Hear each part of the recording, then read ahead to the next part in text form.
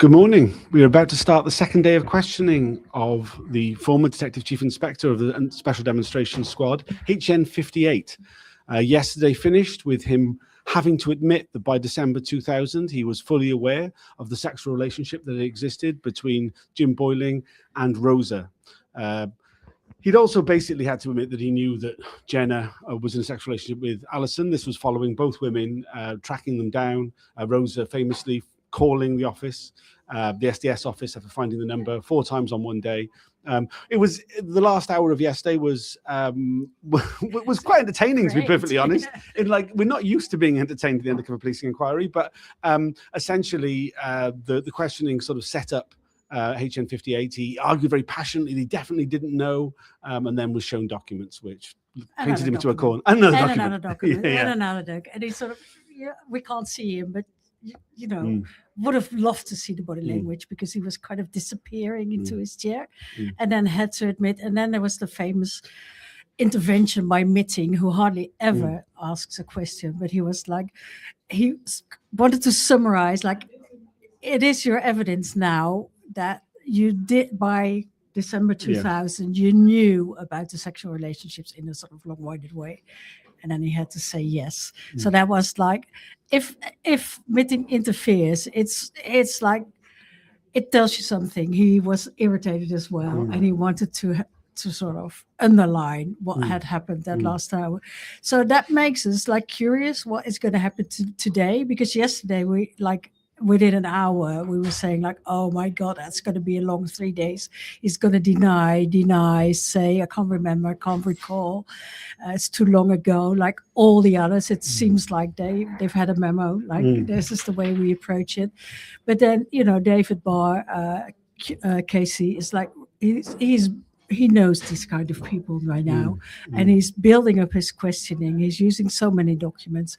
So today, I guess we're going to go through there were many famous undercovers, and when he was head of the unit. We're going to continue with others that we haven't discussed yet. For instance, James Thompson, who was a famous, very well famous. Let me stop use that word. He was in several relationships as well.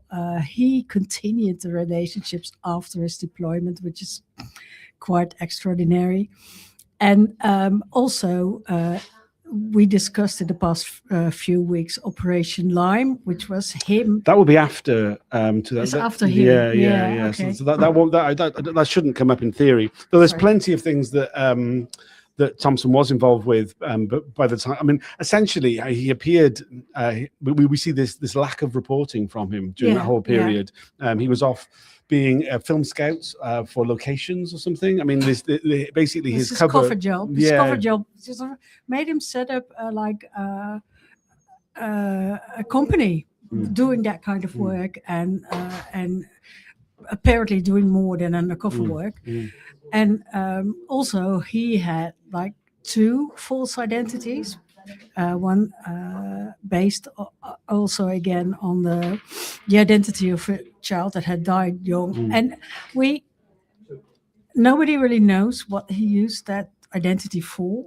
We think that he had all kinds of plans for after his undercover operation, undercover time, that he thought was used for, you know, he had several passports. He had all kind of plans that we don't know about and which are outside the remit of this inquiry. But we do know that he went abroad to do all kind of security work in war-stricken areas. I mean, what's interesting, I think, is that as soon as Mike Dell comes in, who comes in the July of 2001, is that within a few months, he's decided that James Thompson's a wrong un, that he's stealing a living, that it does an investigation with him, along with HN53, who's the detective inspector at the time, who overlaps the 2 detective chief inspectors. So what was HN58 doing about him that he'd got to this point, essentially? We didn't hear anything from Mike Dell to criticize HN58, but Mike Dell did actually give a lot of answers. He didn't claim to forget that much, but when it came to anything about 58, he was very forgetful. He couldn't remember any sort of handover. He was like, oh, I'm sure that whatever he says is true, which is always a sign that, you know. It's probably not. I mean, we have looked already at Jenna, but I think there's still quite a bit left of Jenna to be looked at. Also, HN26, Christine Green, he claimed a complete lack of knowledge of the Joe tax situation, which just looking at the documents just isn't credible in any sense. No. We've also we can cross-reference what we heard from Tiddy, the detective sergeant who gave evidence last week before, who was deployed at the same time. We've already been taken to the female antenna document that he wrote. I think there's more there as well.